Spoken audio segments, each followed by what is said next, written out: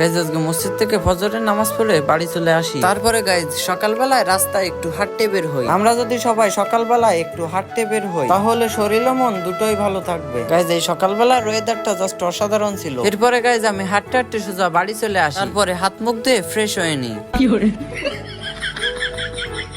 Guys গোসল করে school dress পরে রেডি হয়ে চলে যাই স্কুলের উদ্দেশ্যে। তারপর বিকালবেলা স্কুল থেকে সোজা বাড়ি চলে আসি এবং বেরিয়ে পড়লাম আসরের নামাজ পড়তে। গাইজ সকাল 10টা থেকে বিকাল 4টা পর্যন্ত স্কুল করার পর বিকালের এই সময়টায় অনেক ক্লান্ত বোধ হচ্ছিল। গাইজ নামাজ পড়া শেষ করে মসজিদের সামনে একটি কামরাঙ্গা গাছ ছিল, সেখানে চলে আসি। তারপরে গাইজ গাছ থেকে কামরাঙ্গা পেরে খাওয়া শুরু করি। গাইজ এই বিকালবেলায় টক মিষ্টি কামরাঙ্গাটা খেতে ভালোই লাগছিল। তারপরে গাইজ সেখানে দাঁড়িয়ে দাঁড়িয়ে অনেকগুলো কামরাঙ্গা খেয়ে নিলাম। গাইজ কামরাঙ্গা খাওয়া শেষ করে অনেকগুলো কামরাঙ্গা গাছ থেকে ছিঁড়ে নিলাম, কারণ কথায় আছে মানুষ ফ্রিতে আলকাতরা পেলেও ছিঁড়ে দেয় না। গাইজ আজকের ব্লগটা এই পর্যন্তই। তোমরা যারা আমার ভিডিও দেখো প্লিজ একটি লাইক ও সাবস্ক্রাইব করে দিও ভাই।